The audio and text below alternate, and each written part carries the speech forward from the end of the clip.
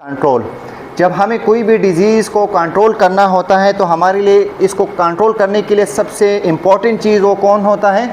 Prevention होता है। तो prevention is very important and as commonly या कम्युनिटी नर्सिंग में ये हमारे लिए इम्पॉर्टेंट है for the control of disease. सही है। कंट्रोल ऑफ डिज़ीज़ के लिए सबसे पहले हमने ये पढ़ा भी होगा कि प्रिवेंशन। आप नेक्स्ट स्लाइड करो प्लीज़। इसमें लिखा है ना क्योर और प्रिवेंशन। तो prevention is better than cure. क्या मतलब है? यानी इलाज से बेहतर क्या है? एहतियात है। तो हमारे लिए एज अ कम्युनिटी नर्सिंग में सबसे बेहतर चीज़ आप लोगों ये डायग्राम में भी शो ऑफ हो रहा है कि prevention is better than cure. तो फर्स्ट प्रायोरिटी आपका क्या होना चाहिए? प्रिवेंटिव मेजर करने चाहिए एज अ कम्युनिटी नर्सिंग में। सही है। For control of disease. सही है। तो इसीलिए कंट्रोल ऑफ डिजीज़ के लिए कौन रिस्पॉन्सिबल है? कौन रिस्पॉन्सिबल है? प्रिवेंशन इज़ रिस्पॉन्सिबल चीज़ है। फर्स्ट टारगेट हमारा क्या है? इस प्रिवेंशन के लिए हमारे पास जो फर्स्ट टारगेट है वो क्या चीज़ है? To reduce the incidents. हमने पहले में पढ़ा था कि व्हाट इज़ इंसिडेंट्स। इंसिडेंट का मतलब है ऑकरेंस ऑफ न्यू केसेस। सही है। जब मैं न्यू केसेस के ऑकरेंस को मैं क्या करता हूँ? रिड्यूस करता हूँ तो ऑटोमेटिकली क्या हो जाता है? Ultimately decrease the prevalence. Prevalence हम किसे कहते हैं? What are prevalence?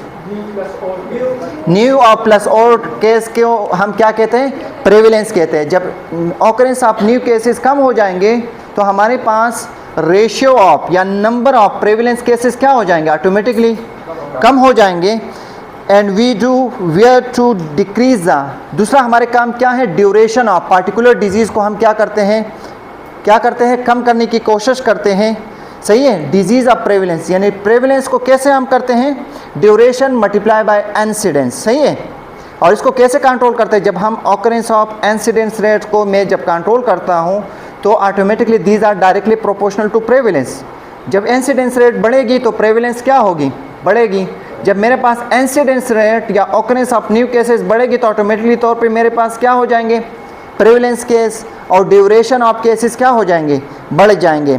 So by decrease incidence जो है क्या हो जाएगा? ड्यूरेशन विल बी डिक्रीज और प्रेवलेंस विल बी डिक्रीज। सही है। लेकिन जब इंसिडेंस इंक्रीज होंगे तो क्या होगा? ड्यूरेशन और प्रेवलेंस विल बी इंक्रीज। सही है। ये इंक्रीज होंगे। So we can also decrease the transmission of communicable disease. हम इस जो इंसिडेंस रेट को कंट्रोल करने के लिए जो प्रिवेंटिव मेजर करते हैं तो मेरे साथ क्या हो जाता है? ट्रांसमिशन ऑफ जो कम्युनिकेबल डिजीज़ है उसको भी मैं कंट्रोल कर सकता हूँ। By what? By control of disease. और इस कंट्रोल ऑफ डिजीज़ के लिए जो फर्स्ट प्रायोरिटी मेरे पास क्या है? प्रिवेंशन है। वो प्रिवेंशन क्या है वो हम बाद में पढ़ेंगे। हमारे पास लेवल ऑफ प्रिवेंशन में क्या है? जब मैं लेवल ऑफ प्रिवेंशन, जब मैं प्रिवेंटिव क्योर करूँगा तो क्या होगा? बर्डन ऑफ डिजीज़ क्या होगा? कम हो जाएगी। जब बर्डन ऑफ डिजीज़ कम हो जाएगी either in the community level either in the country level, जब बर्डन ऑफ डिजीज़ कम होगा तो इकोनॉमिकली क्या होगा? फाइनेंशियल बर्डन क्या हो जाएगी? फाइनेंशियल बर्डन डिक्रीज हो जाएगी। So is this beneficial for our country और कम्युनिटी? सही है। ये बेनिफिशियल होता है ना। तो मैं बर्डन ऑफ डिजीज़ केस को मैं जब कम करता हूँ by what? By the preventive measure. By preventive measure level जब मैं करता हूँ तो बर्डन ऑफ डिजीज़ को मैं कम कर देता हूँ। जब बर्डन ऑफ डिजीज़ कम होगा तो फाइनेंशियल या इकोनॉमिकल बर्डन क्या हो जाएगी? कम हो जाएगी। और इसको मैं अप्लाई करता हूँ forward in the community level और कम्युनिटी लेवल पे होगा फिर कंट्री लेवल पे हम ये अप्लाई करते हैं। सही है। हमारे पास जो लेवल ऑफ प्रिवेंशन है ये क्या है? Not only work for the communicable but it is also work for non communicable disease के लिए मैं भी कर सकता हूँ।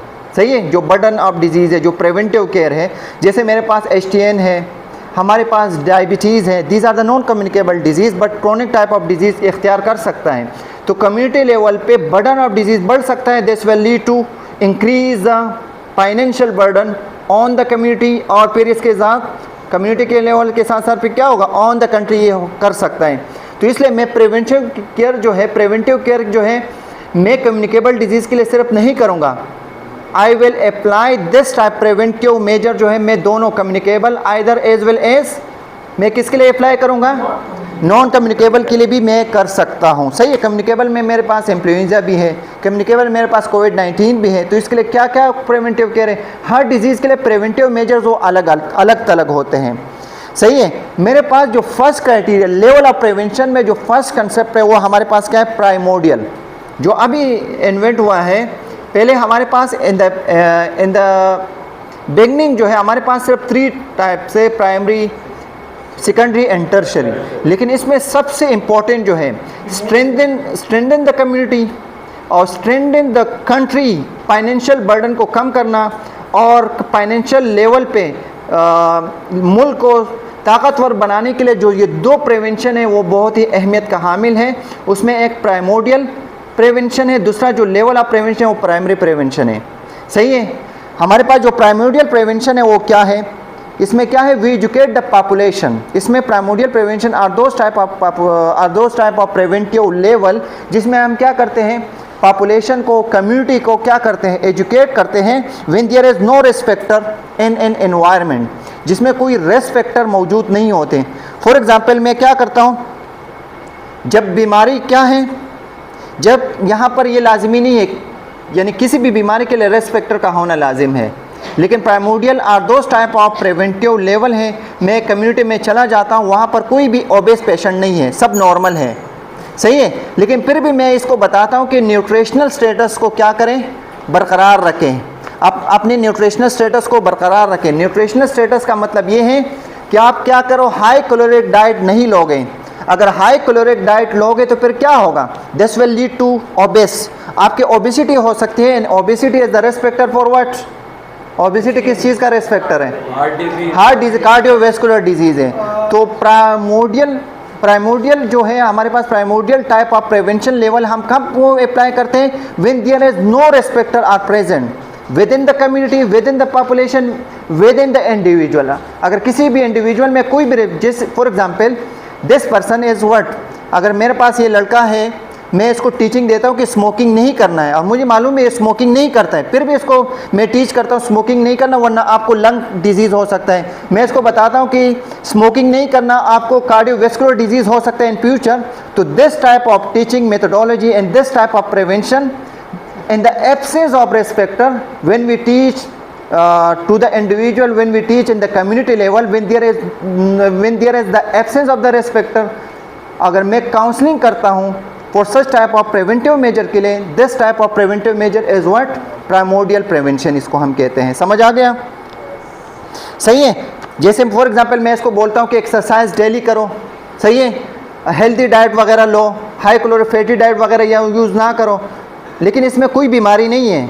बिफोर द रेस्पेक्टर में इसको सब चीज़ें सेहतमंद है, सब चीज़ें स्क्रीनिंग कर दिया, कोई बीमारी नहीं, लेकिन फिर भी मैं इसको एहतियाती मेजर बताता हूँ। तो this type of healthy education जो है वो मेरे लिए क्या कहलाता है, इसको प्राइमोडियल टाइप ऑफ प्रिवेंशन हम इसको कहते हैं। क्या ये सही है या नहीं है आपके ख्याल में? एज ए एपिडेमियोलॉजिस्ट में प्राइमोडियल टाइप ऑफ प्रिवेंशन सही है, कोई रेस्पेक्टर नहीं है, फिर भी एहतियाती कर रहा हो या कर रही हो, इसको हम प्राइमोडियल इन्फेक्शन करते हैं। सही है। यानी जब आप लोगों को क्या करते हैं, जब हेल्थ प्रमोशन के लिए हेल्थ एजुकेशन देते हो, जब हेल्थ एजुकेशन कर देते हो तो इसके लिए क्या करते हो, what you do health promotion के लिए? हाँ, to prevent such type of disease in future. सही है। तो इसके लिए हमारे पास 2 मोड ऑफ टीचिंग है, मोड ऑफ एजुकेशन जो इसके लिए 2 टाइप्स है। कौन कौन से हैं? Individual education and mass education. Individual education में क्या आता है, इंडिविजुअल में एक ही बंदे को बता देता हूँ, इंडिविजुअल टाइप, हर एक बंदे को। और मास कम्युनिकेशन का मतलब क्या है, मास एजुकेशन, पूरे पॉपुलेशन लेवल पे मैं काउंसलिंग करता हूँ, मैं एक क्या बोलता हूँ, एक वर्कशॉप कर देता हूँ, वर्कशॉप में बता देता हूँ कि इस तरह नहीं करो।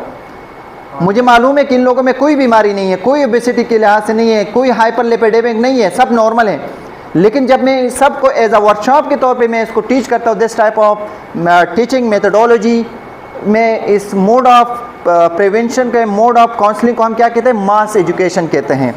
सही है। तो we can prevent the risk factor by individual and mass education, यानी हम रिस्क फैक्टर को प्रिवेंट कर सकते हैं, हम रिस्क फैक्टर को क्या कर सकते हैं, प्रिवेंट कर सकते हैं। अगर रिस्क फैक्टर प्रिवेंट होगा तो ऑटोमेटिकली क्या होगा, we can control the disease.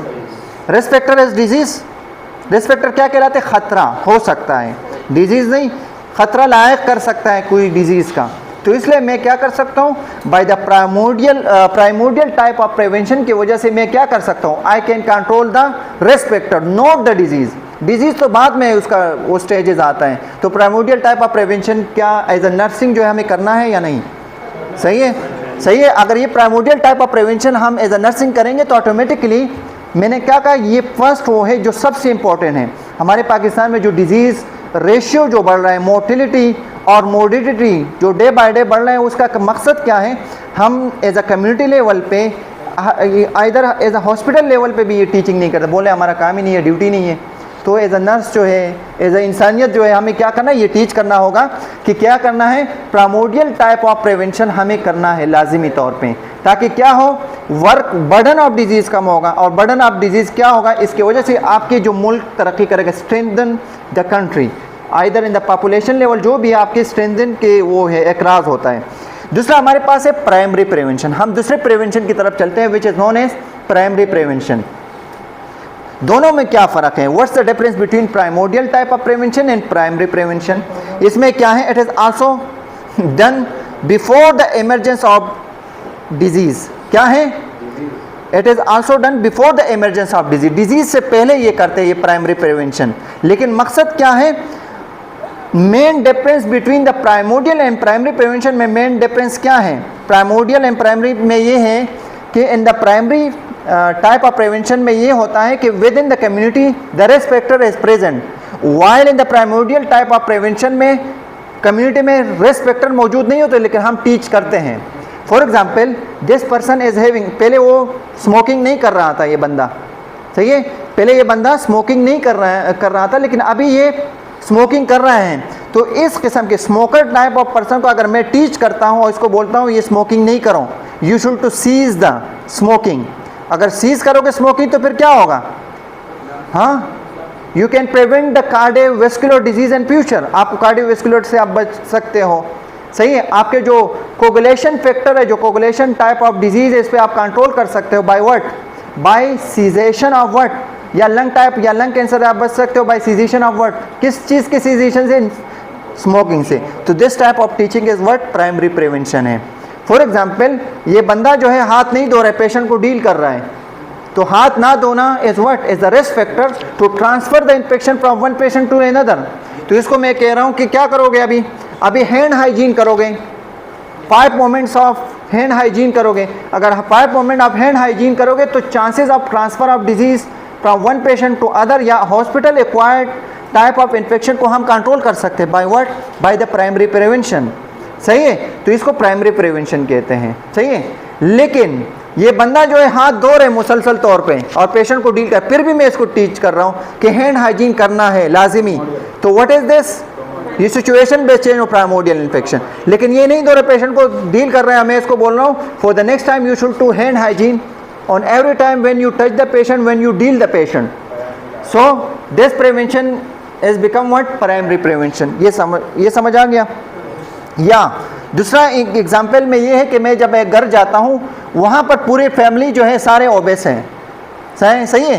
तो ओबेसिटी वाले पेशेंट को, ओबेस वाले लोगों को मैं ये टीच करता हूँ कि आप क्या करोगे, आप हाई कैलोरिक डाइट नहीं लो, फैटी डाइट नहीं लो, क्योंकि आपको कार्डियोवैस्कुलर, इस ओबेस फैमिली में कोई भी कार्डियोवैस्कुलर डायबिटीज़ नहीं है। लेकिन मैं इस ओबेस फैमिली को क्या टीच करता हूँ, क्योंकि obesity is the risk factor for multiple type of complications, cardiovascular disease करा सकता है। तो इसको मैं बोल रहा हूँ कि एक्सरसाइज पैटर्न, लाइफस्टाइल मॉडिफिकेशन करो, इसमें इन्वायरमेंटल सब चीज़ें, एक्सरसाइज सब चीज़ें आ जाती हैं, डाइट पैटर्न को चेंज करो। अगर इस तरह करोगे तो आपको इन फ्यूचर क्या होगा, कार्डियोवैस्कुलर डिजीज़ नहीं होगा। तो this type of teaching is what type of teaching, हाँ, प्राइमरी प्रिवेंशन है। चलो जल्दी जल्दी निकालो हम।